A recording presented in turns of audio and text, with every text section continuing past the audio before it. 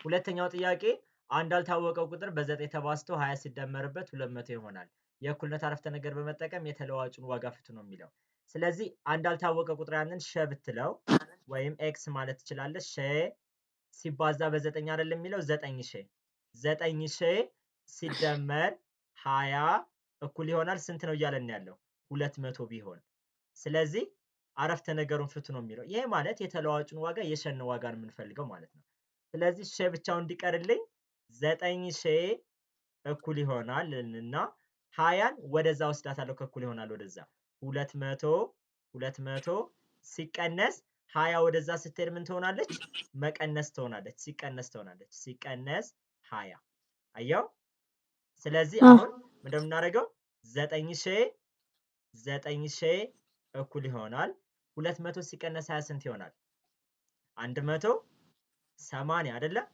180 ይሆናል ማለት ነው። ስለዚህ 180 ሸ ብቻውን እንዲቀርልን ሲካፈል ለ9 በሁለቱም ሳይድ እናደርጋለን ማለት ነው። የእኩልነት አረፍተ ነገር ነው። የእኩልነት አረፍተ ነገር ማለት ልክ እንደ ሚዛን ነው። በሁለቱም ሳይድ መደመር ከደመርን በሁለቱም ሳይድ እንደምራለን፣ መቀነስ ከሆነ ደግሞ በሁለቱም ሳይድ እንቀንሳለን። ስለዚህ 9 በ9 ይጣፋል። ስለዚህ ሸ እኩል ይሆናል 180 ሲካፈል ለ9 ማለት ነው። ይሄ ማለት በጣም ቀላል ነው። 18 ሲካፈል ለ9 ሁለት ጊዜ አይደለ? 18 ሲካፈል ለ9 ስንት ነው? ሁለት ጊዜ። ሁለት ላይ 20 ዜሮ መጨመር። ስለዚህ መልሱ ስንት ሆነልኝ? 20 ማለት ነው። ይሄንን ለማወቅ ትክክል መሆኑን ለማወቅ ማረጋገጥ ይኖርብናል። ለማረጋገጥ 9 ሲባዛ በ20 ነው የምታደርገው ማለት ነው። ይኸው ተመልከት። 9 ሲባዛ በ20 ሲደመር 20 ስታደርገው ስንት መምጣት አለበት?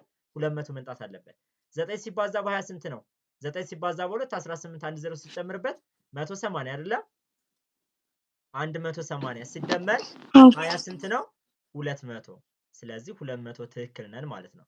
መልሱ ስንት ነው? መልሱ የእኩልነት አረፍተ ነገሩ መፍትሄ የሸ ዋጋ ወይም የተለዋጩ ዋጋ 20 ነው ማለት ነው። ግልጽ ነው አይደለ? 20